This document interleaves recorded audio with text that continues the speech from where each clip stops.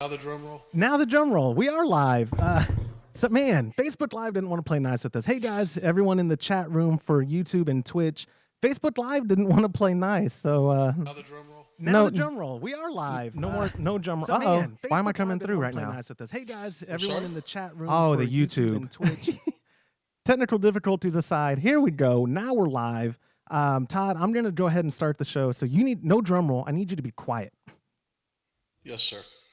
All right, and scoot up closer. Or I can't see you right now because of the screen, but put your mic closer to your mouth. Not to tell you what to do. But, Okay, I'm pretty close already. All right. All right, guys. If y'all are joining us for the Homebrew Happy Hour, here we go. We're recording it live for Podcast Day. Today's show is brought to you by CatConnection.com. For all of your homebrewing needs, visit CatConnection.com and use the promo code HHH to save 5% on your order. Entertaining shows with content that spreads information and sparks discourse throughout the community. This is the Pearl Media Network. Welcome to the Homebrew Happy Hour. This is the show where we supply the answers to your homebrewing questions and discuss all things related to craft beer. If you have a question that you would like to discuss on a future episode, visit homebrewhappyhour.com and click on the Submit a Question link at the top of the page. I'm your host, Joshua Stubing, and I'm joined once again by our resident pro and the owner of CatConnection.com, Todd Burns, the handsome, in person, on the internet, Todd Burns. Todd, my goodness, you are looking sharp. Thank you. I've always been told I have a face for radio. That is exactly, my dad said the same thing. I think I got warned by everybody that if we did this, we're going to lose subscribers. Well, That's what respect that. that's what I was told. Thank you for doing this live, man. It Oh, is this is fun. it is Yeah. International Podcast Day, and I wanted to do as much as we could with the Pearl Media Network.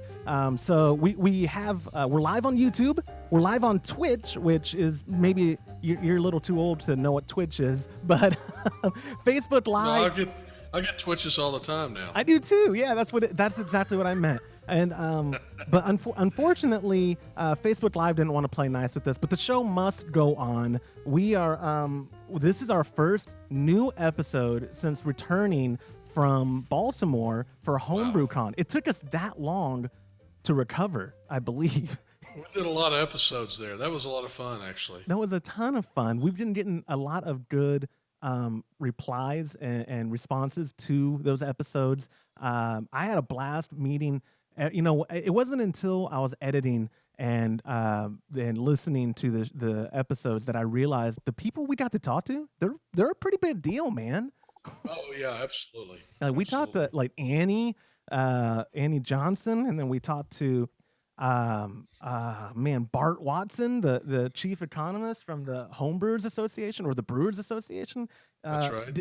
You listened to them all, right? Tell me you listened to them all. Yeah, of course I did. Of course. Yeah, I was there. I mean, how could I have not listened to them all? You were there, but were you there? That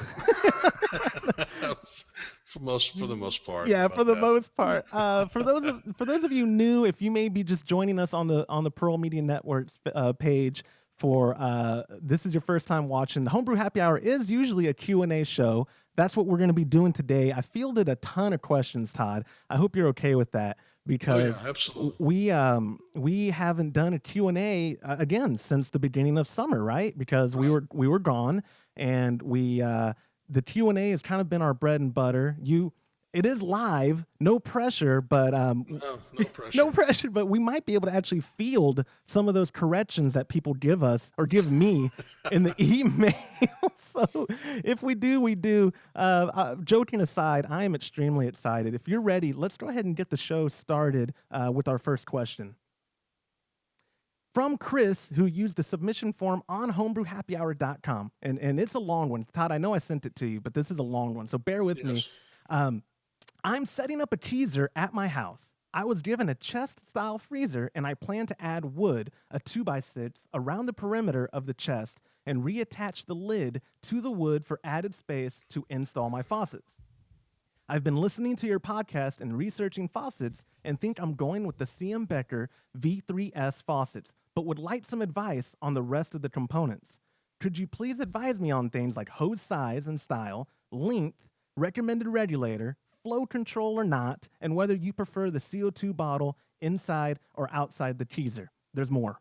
Also, some advice on attaching a drip tray without drilling into the side of the keezer and risking hitting a refrigerant line.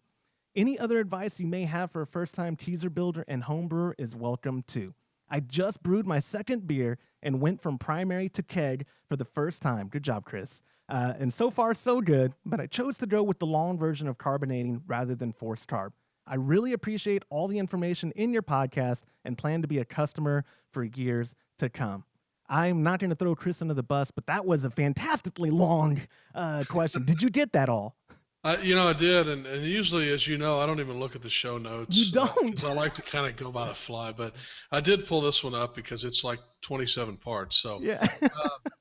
the first question I have when I did look at the show notes, I'm assuming he's going to put the 2x6 on top of the lid, or on top of the lip, I should say, and then reattach it, as he says, with the screws.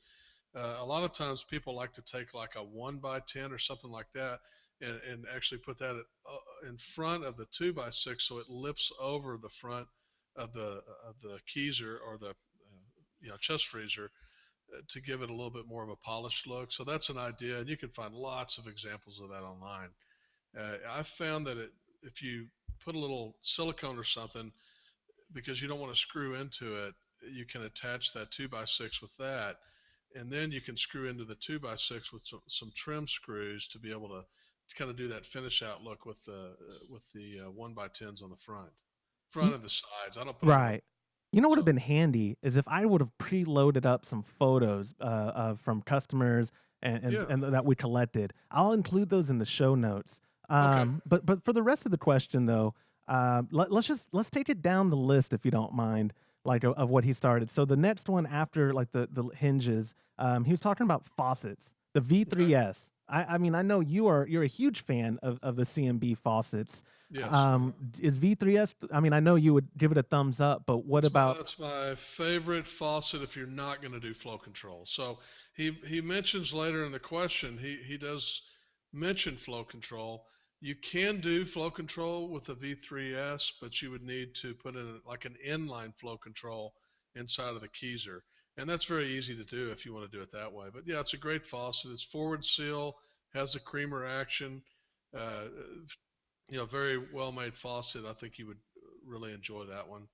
And then going on for the next part of the question, and because I'm in agreement with you, I have V3Ss on my kegerator right now, not a keezer. For those listening, clarification, he kind of answered it in his first sentence when he said keezer and then chest style freezer. A keezer is just a converted chest style freezer, hence keezer. I have a kegerator, which I could position the camera potentially to show you. Or if you go to youtube.com/Pearl Media Network, you can see it there. But the difference just being a lot of the time, chest freezers offer more space, right? That's why someone would choose that over like a mini fridge kegerator. Yeah, I mean, we've got kegerators, obviously, that are like our big indoor-outdoor kegerator that'll hold 3 kegs and the CO2. So that's always a good option. You don't have to do anything. You just order it and plug it in and put the tower on it. So, but with a keezer, it's kind of a do-it-yourself thing where you can have as much room as you want because you can buy as big of a chest freezer as you want. I've actually built a chest freezer for a party before that held 10 kegs and the Oh CO2. wow! So For your size is just kind of you and your unlimited. family, right? Just you and your wife, and We had a big party. It's a long story, but we wanted to do half soda and half beer. So we did quite a few kegs of soda and kegs of beer for this big get together. It was a birthday party for my father and brother's 75th birthday for my father and 50th birthday for my brother. They were born on the same day. So that's awesome. yeah, it was a lot of fun. I knew that, and you're actually coming up on 50, aren't you? Yeah. That's different podcast, different day. Moving on with Chris's question, his next part of it was hose size, style, and length. So if he's not going flow control, because that'll affect your answer right now for the size and length at least, right? So if he Yes. goes with the V3S, what is your recommendation on the hose style, length, and size? 5 feet of 3/16 inside diameter beer hose would be standard. A lot of people, especially when you're doing something like this, where you're going to have some fluctuations in temperature, they may want to put a little bit longer hose on, maybe a 7 foot to 10 foot hose. I recommend going about 7. When you go 10, you're starting to really slow your pour down. Because the way you control foam is always temperature, how carbonated the beer is, and the beer hose, the length of the beer hose, and the size of the beer hose. But the more you restrict the beer with the hose, the slower the pour can become as well. So we get people to put 15 feet of hose on, and yeah, you're not going to have any problem with foaming, but it's going to take a while to pour your beer as well. So there's a happy medium, I think, somewhere in the 7 to 10 foot range. 5 is what's recommended for fast pour, lower foam, but it's not always ideal when you've got some temperature fluctuations. And not to throw a curveball just for the sake of it, but the inline flow control that CM Becker offers, could he could be more relaxed on hose length if he were to implement that kind of solution, correct? And those things are great for something like this, where you do have fluctuations, you do have changes in temperature. By the very nature of this type of setup, you're going to have fluctuations because even the temperature uh, controller it varies about 2 degrees either way. So you're going to have some fluctuations. If you put an inline flow control, then it changes everything. The hose length does not matter at all, but you actually want to use a larger diameter. So you want to go to a 1/4 inch or even a 5/16 hose and it can be as short of length as you need to get it, to get everything plumbed properly. And then at that point, you're doing all your restriction control with the actual inline flow control. And then keep on going down his question if you don't mind. Okay, The I'm next, gonna I have to read a little bit I'll here. get you. I'll get you. The CO2 bottle inside or outside the teaser. That's a personal preference, or is there actual some science behind your answer? Okay, so you can do it either way. I want to say that off from the beginning. You can do it either way, and there's not a huge difference in the two. The only thing that happens is when you cool that CO2 bottle down, it's gonna it can change the flow a little bit. That's probably not going to be an issue when you're talking about a homebrew setup where you're not serving beers super fast. But if you are going to serve beer really fast, like at a party, you want to keep that in mind that you can slow the flow down a little bit. What can happen also is if you're pouring beer really fast, you can freeze your regulator up because you got your regulator in there and you got your CO2 in there. The other thing that you need to be very aware of, if it's on the inside, it doesn't hurt anything, but it's going to look like your bottle's empty because when you cool down that CO2, it lowers the pressure coming out of the bottle.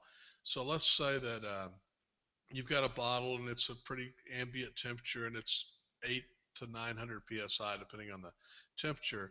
When you put that thing in a chest freezer, and it's actually a fridge at that point because you're controlling it up to around 38 degrees, at that point it's going to read, I think, somewhere around the 4 to 500 psi range, again depending on the temperature. And that's actually in the range where it says on your gauge that you're out of gas. You're not out of gas. Well, you could be, but Yeah, you could be. you don't know for sure because it doesn't start.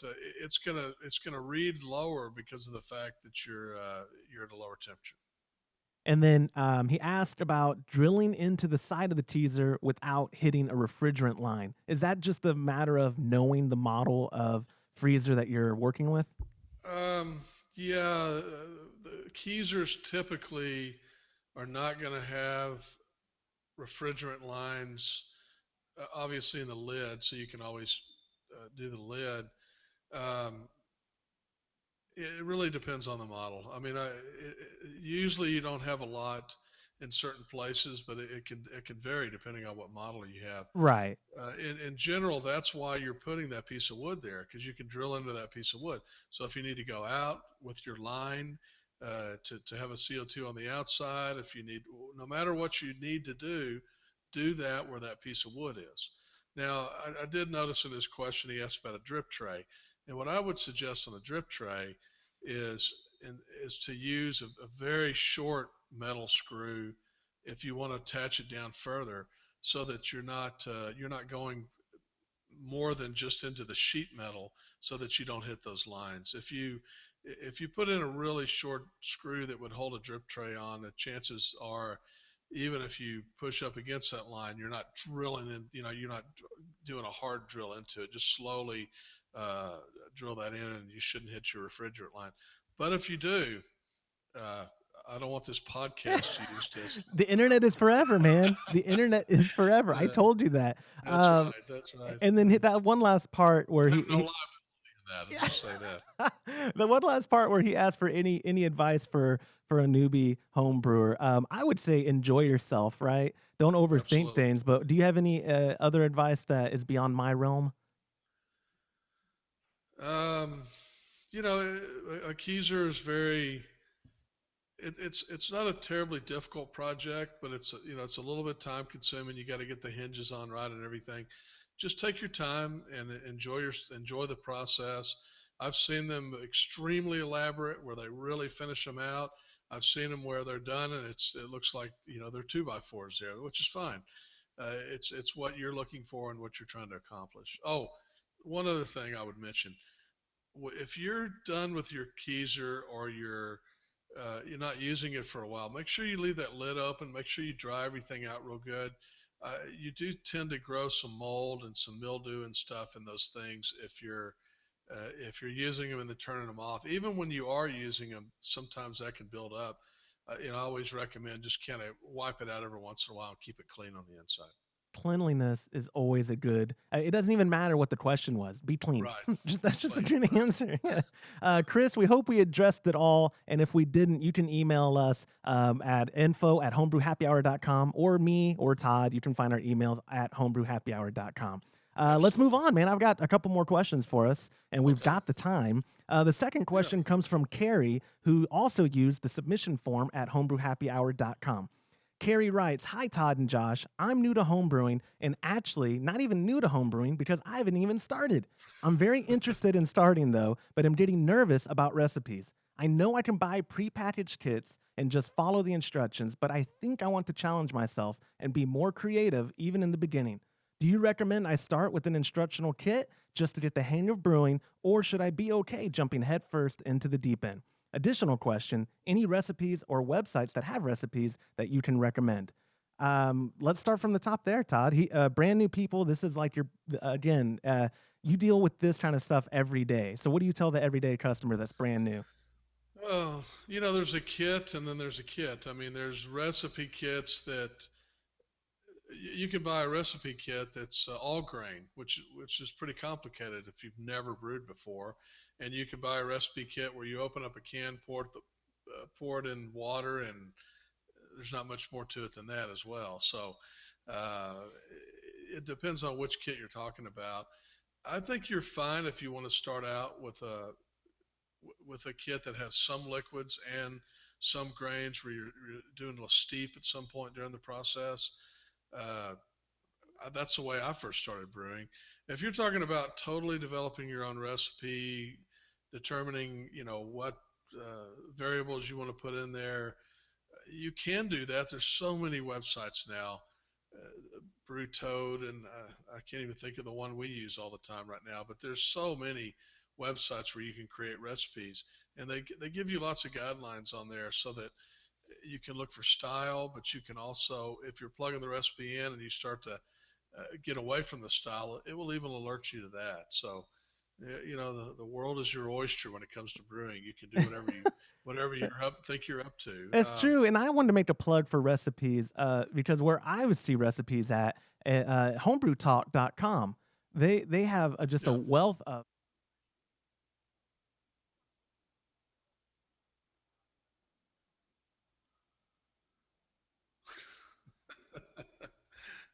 Wow.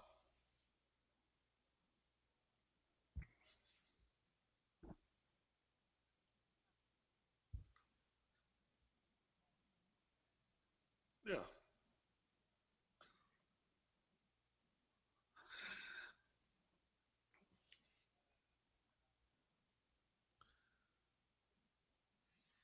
Like I frequently send people there from the Facebook page that are looking for articles on, forced carbonating or things that we don't necessarily address yet. I'll send them to an episode of the podcast and I'll say, hey, also go to Homebrew Talk because it's just a wealth of knowledge. Yeah, it's a great site. I go there quite often. So And do you have a favorite beginner kit, whether it's an extract kit or some kind of all grain kit? Do you have like a favorite one that we can recommend to carry? I'm kind of yeah, putting you, Johnny, on the spot. no, I don't mind that at all. It's so hard to answer that question because I don't know. It really depends on what style you like, you know. So there's so many different styles of beer. I would first and foremost pick something that you like already and try that first. The kit and the cans, people make fun of those things like the Cooper and that sort of thing, but it's so nice to kind of do a run with one of those because you kind of get used to your equipment, you kind of get used to the process, and it's very easy to do. There's several of those that I've brewed before that have made very good beer. Um, but if there's so many recipes out there, and they're not difficult. You're basically using liquids or dried DME, and then you're of course adding your hops during the different time periods. And usually, with me, I like to steep some grains if I'm doing one of those, and not just rely on the liquids or the dry malts. But there's so many variables and so many options out there. It's hard for me to say you should brew this amber ale. Yeah. So Well, the beauty of home brewing is it is what you make it, right? yes, yeah, So yeah, I obviously it makes for a difficult show to say, hey, do this for your first beer, but yeah, you can. And also, again, I'm sure Carrie knows this because I say it every episode. You're more than welcome to spend as much time as necessary helping people to find the kit that would work best for them for what they want to do, right? yes. Hmm. All right, well, Todd, let's move on because we have time for this Well, last wait a question. minute. What would you recommend? You'd probably recommend a sour, right? I mean, Yes, knowing I would. you. Yeah, yeah, yeah. People watching this right now for the first time, like, why is that funny? Sour should never be made or consumed by anybody. I'm just, Josh.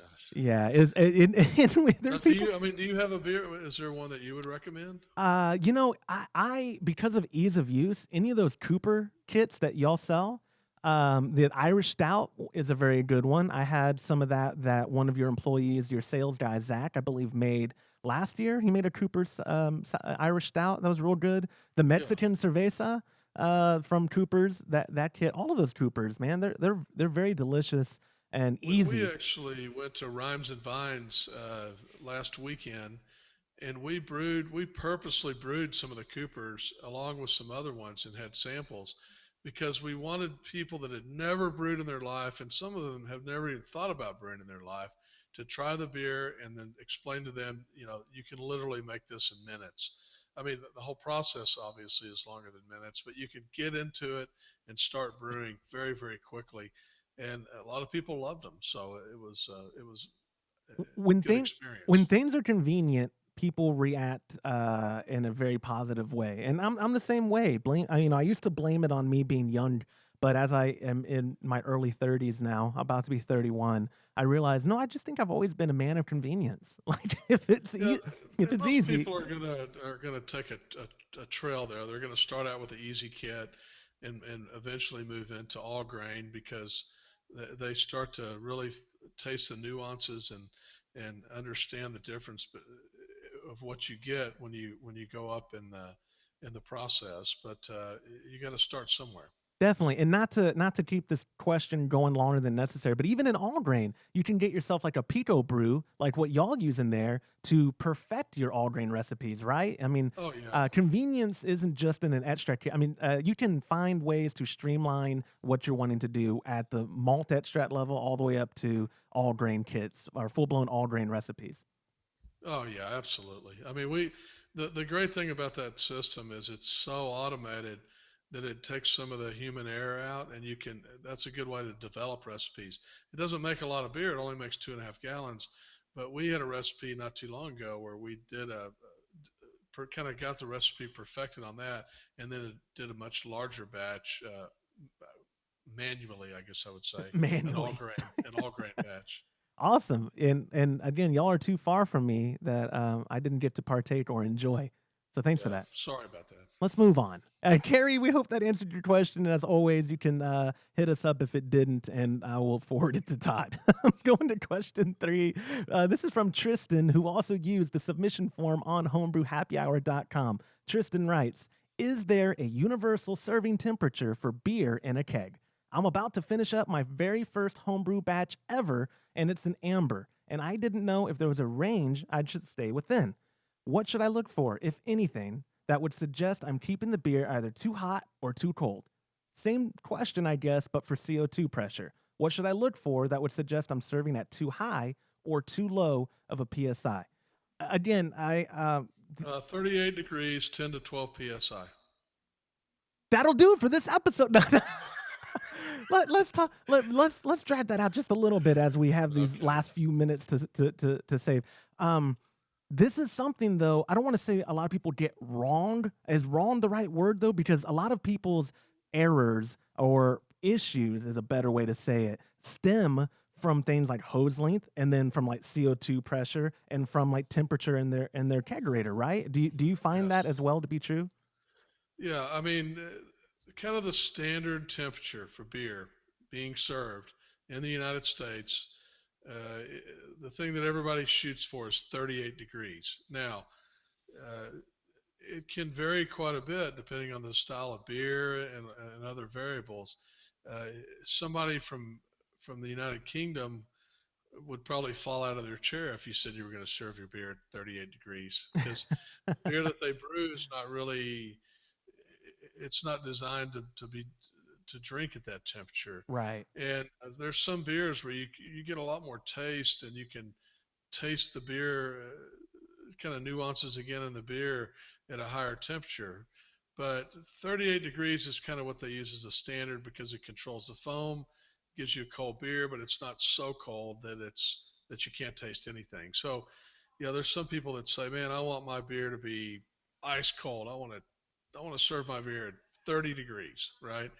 Well, I mean that's great if that's what you like, but you can't really taste the beer. I mean, your taste buds Yeah. pretty much quit working at that point. So, I uh, I was let me interrupt you real quick because remember that time we went out to eat. We were in the Dallas area and they yeah, served I forget the name of that. It was a Cajun style restaurant. yeah. We won't mention. I know what it is, but we won't mention the name. Perfect. Yeah. Well, they're not sponsors anyway, so we're not going to mention them, even if it was positive. But do you remember the freezing ice cold Yes, mug that they served us our craft beer in? I don't. Did you yes. ask for a different mug? I think you might have. I don't remember if you You know what did. I used to go to that place because I had an apartment there for a short period of time, and I would actually, when I got there, I would order 2 beers so I could let one sit on the counter for a while and warm up, so I could actually taste the second beer. Where did the common But misconception come that people want? Is it because everyone was drinking the big brands that I won't mention those names of beer well, and they didn't care to taste it anyway? Like, where did it come from?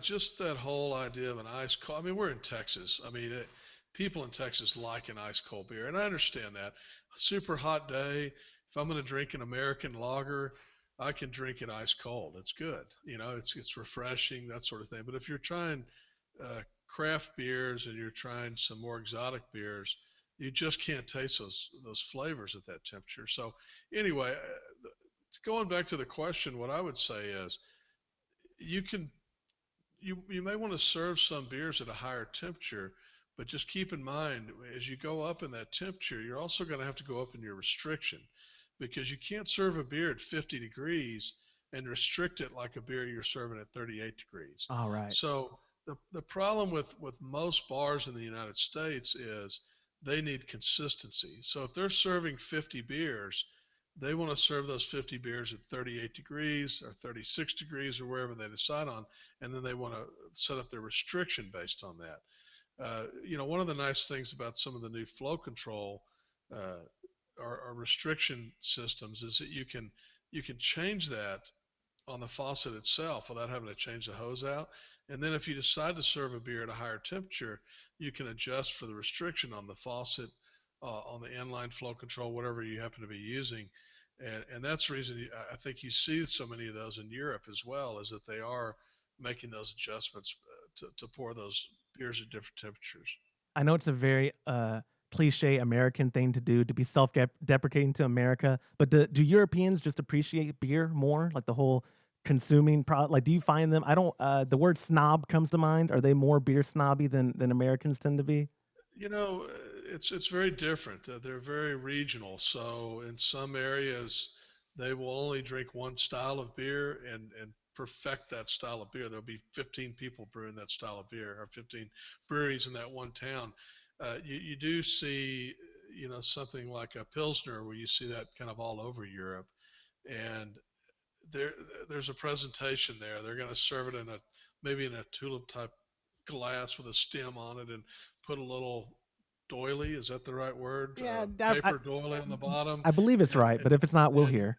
and if you're in Germany, you have to have a certain amount of head on your beer. I mean, absolutely, you fill it up to the line, and then after that line is a certain amount of head. In the UK, they want that beer filled all the way. If you haven't filled it to the top of the brim, then they're not getting their money's worth. Although they have the line too, I believe. But And yeah, you've been out with the Germans before that have oh made it yeah, very clear that he did not get all the beer yes, he paid oh for. yeah, absolutely. But on the other hand, when you make that comment, what I would say is the Europeans at this point are absolutely amazed at what's happened in the United States. So if I go to the UK, if I go to Germany, if I go to Amsterdam, you will see American beers on tap and in bottles in locations there. uh, it's pretty prevalent now. I mean, they're amazed at what we've done with beer in the last 10 to 20 years. It's been a revolution, and that revolution hasn't really hit Europe as much as it's hit here, but it's coming. I mean, the Europeans now are really, really getting into the craft beer and all the different styles of beer. So I don't. I want to plant the bug in your ear that it sounds like we need to take a trip to yeah, we need to Europe. get you there. I'm sure that I can't wait to get you on an airplane for Hey, 9 to 10 hours. let's be fair here. That trip to Baltimore and the trip back, I did great. I did Yes, wonderful. I slept yes. like a baby on the way home. You saw me. I know. I wish I could sleep on an airplane like that. The guy next to me was cuddly. So what can I say? So we haven't answered the PSI question yet. Should I? No, You yeah, want me to address that? I was about to before we wrapped it up. I was going to say what are some of the symptoms, whether it's too high or too low, that you can touch on? Well, I have a theory about this. People measure that homebrew like to measure the carbonation level in the beer just like they do in bars where they use a totally different system of measuring it. I think that as homebrewers, it's perfectly fine to measure it in PSI. I know people are going to throw rocks at me for saying that, but instead of trying to use a measurement that people don't understand, PSI is fine. What you want to do though is you want to shoot for most beer styles that, like, this is an amber, so that's a typical beer style. You want to shoot for 10 to 12 psi and carbonate your beer so that it's not only served at 10 to 12 psi, but it's carbonated to the point where that's the psi level that's in the keg when you're built up in the keg, so that the beer's consistent with that. And the way to do that is when if you're gonna force carbonate, you may want to undercarbonate it slightly, hook up to what you're going to be serving, and then let it build that last few psi itself.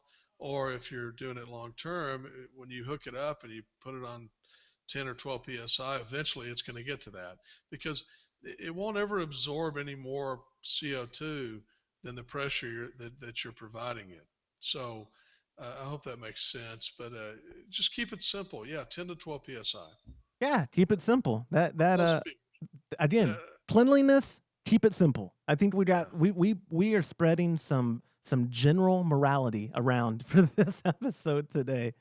But Tristan, I think it made sense to me, and you know my level of understanding in homebrewing. So if it made sense to me, it's probably fair to say it'll make sense to some of someone on even the bottom end of the spectrum. And Tristan seems like a very intelligent person, so they're probably on the opposite end of the spectrum. Right, right. But anyways, Todd, that was the last question that I brought to the show today, man. Good. Is it all right if we go ahead and wrap it up right now? Yeah, absolutely. Fantastic. Well, and you know what? And thank you for everyone who joined us in the live chat on YouTube and Twitch. If we can ever get Facebook Live working, we will. But maybe we'll do this more often, Todd, and take questions on the fly. Are you opposed to that? No, it's fun. Perfect. Well, stick around because we're going to hang out with the live audience, but I'm going to wrap it up right now. And that will do it for this episode of the Homebrew Happy Hour. If you have a question you'd like us to discuss on a future episode, visit homebrewhappyhour.com and click on the Submit a Question link at the top of the page. For all of your homebrewing needs, visit kegconnection.com and make sure you use the promo code HHH, that's for Homebrew Happy Hour, to save 5% off your order. On behalf of Todd Burns, kegconnection.com, and the Pearl Media Network, I'm Joshua Stubing. Thank you for listening.